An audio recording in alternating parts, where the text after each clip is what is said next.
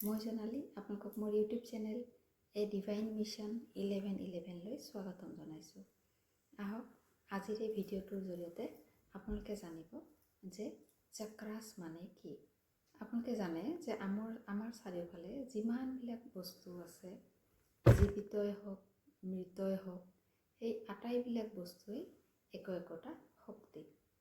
গছ বন, জীৱ জন্তু, পশু পক্ষী, প্ৰাণী, আনকি অব্যৱস্থিতভাৱে থোৱা এদম কাপোৰ, এজাপ কিতাপ, আমাৰ শব্দ, আমাৰ চিন্তা ভাৱনা, আনকি আমি যি কথা কওঁ, যি শুনো, যি পঢ়োঁ, সেই আটাইবোৰেই শক্তি।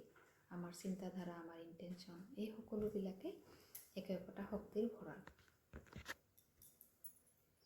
আমাৰ আৱেগবোৰো শক্তিৰ এটা বিশেষ ভঁৰাল। ইও আমাৰ বহুত শক্তি বহন কৰে।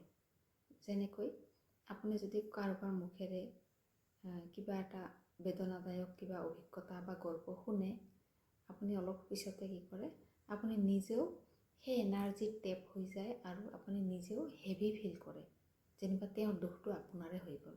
তাৰমানে শক্তিটো কি হ'ল, আপোনাৰ তালৈ ট্ৰেন্সফাৰ হৈ আহিল। আপুনি জানো যে শক্তি কেতিয়াও ধ্বংস নহয়, নষ্ট হৈ নাযায়। ই কেৱল কি হয়, ৰূপান্তৰিত হয়। সেইদৰে যিজন মানুহে আপোনাক তেওঁৰ কিবা দুখজনক অভিজ্ঞতা বা ঘটনা শ্বেয়াৰ কৰিলে, তেওঁ আকৌ কি কৰে, লাইট অনুভৱ কৰে, তেওঁ পাতল অনুভৱ কৰে। কাৰণ কিয়, শক্তিটো আপোনাক দি গ'ল, তেওঁ নিজে পাতল হ'ল আৰু আপোনাক দি গ'ল। ঠিক তেনেকৈ আপুনি কিবা এখন তেনেকুৱা ধৰণৰ চিনেমা চালে, তেতিয়াও আপুনি কান্দিলে, তাৰমানে কি, সেই চিনেমাখনৰ সেই এনাৰ্জিটো আপুনি কেৰি কৰিলে।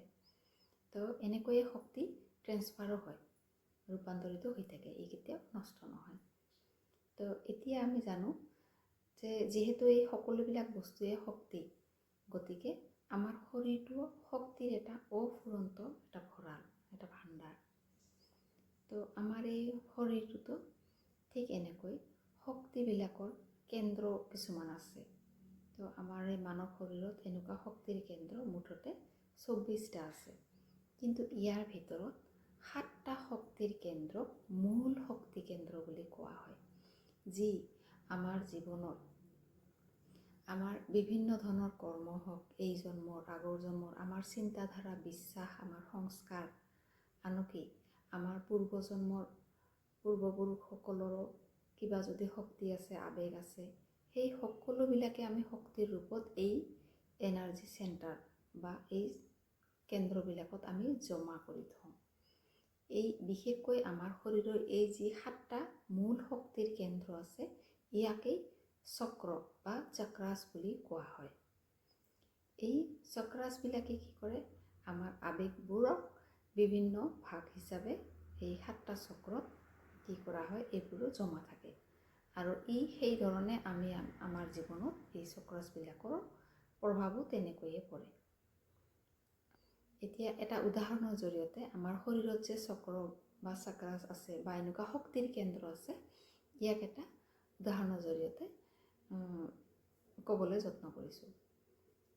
আপোনালোকে মন কৰিব যে কেতিয়াবা যদি আমি খুব ভয় খাওঁ, হঠাৎ কিবা এটা এনেকুৱা পৰিস্থিতি আহিল, খুব উত্তেজিত হ'লোঁ, বা কিবা এটা তেনেকুৱা পৰিস্থিতি আহিল, হঠাৎ খুব ভয় খালোঁ, কিবা এটা সাপ দেখিলোঁ বা তেনেকুৱা ধৰণৰ কিবা জীৱ জন্তু দেখিলোঁ, খুব যেতিয়া ভয় খাওঁ, উত্তেজিত হওঁ, আমাৰ ভিতৰত যেতিয়া এংজাইটি উৎপন্ন হয়, আপোনালোকে জানেনে, আমি শৰীৰৰ কোনটো অংশত বা কোন অংশত আমি কম্পন অনুভৱ কৰোঁ, আমাৰ ভাইব্ৰেশ্যন এটাৰ সৃষ্টি হয়।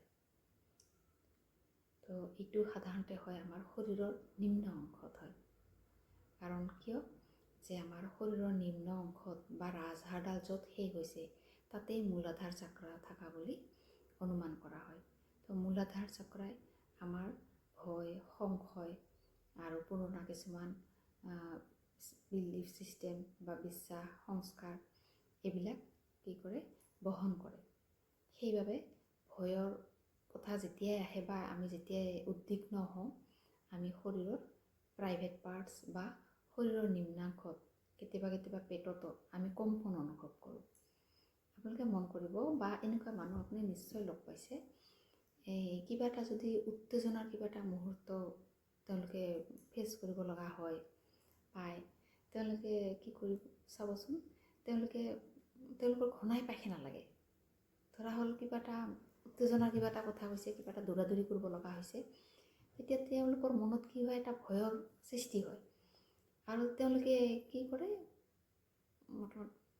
মানে তৎক্ষণাত পায়খানাত যায় বা পায়খানাত যাব লগা এটা পৰিস্থিতিৰ সৃষ্টি হয়। ইয়ে বুজায় যে তেওঁৰ মূলাধাৰ চক্ৰ ইমবেলেঞ্চ হৈ আছে, বা তাৰে সন্তুলনটো বজাই ৰাখিব পৰা নাই। সেইকাৰণে এনেকুৱা হয়। তো এনেকুৱা প্ৰতিটো চক্ৰৰ বাবে বহুতো উদাহৰণ আছে। তো ইয়াক এটা উদাহৰণৰ সৈতেহে বুজালোঁ। তো এনেকৈ চক্ৰাছবিলাকে আমাৰ আৱেগিক দিশ, কেৱল মানে শাৰীৰিক দিশতে নহয়, আমাৰ শাৰীৰিক, মানসিক, যিকোনো, আনকি আমাৰ অৰ্থনৈতিক, আমাৰ ব্যৱহাৰ, আচাৰ ব্যৱহাৰ, সকলোবিলাকৰে শক্তিবিলাক বহন কৰে। আৰু সেইমতে গোটেই জীৱনটোত আমাৰ চক্ৰাছবিলাকে আমাৰ জীৱনত প্ৰভাৱ পেলায়। আপোনালোকে আৰু এটা কথা মন কৰিব যে আমি মানুহবিলাকৰ সাধাৰণতে বেছিভাগ বেমাৰ সদায় কিন্তু শৰীৰৰ এই পেটৰ অংশতে হয়। এইটো কিয় হয়?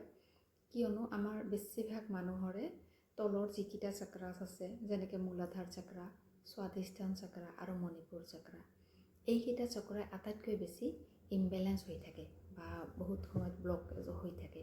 সেইকাৰণে আমাৰ জীৱনত স্বাস্থ্যজনিত সমস্যা বেছিভাগ এই শৰীৰৰ নিম্নাংশতেই আৰম্ভ হয় আৰু ইয়াতেই থাকে। সেইটোৱে আমাক সূচায় যে আমাৰ এইকেইটা চক্ৰ ইমবেলেঞ্চ হৈ আছে।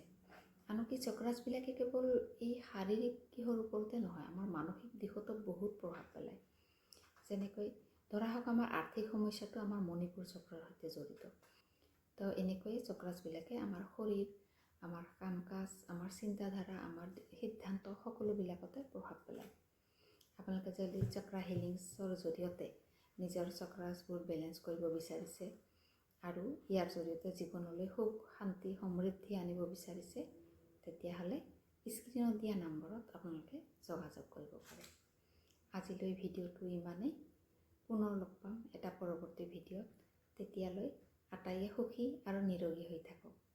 ধন্যবাদ। হৰি ওম তৎসৎ।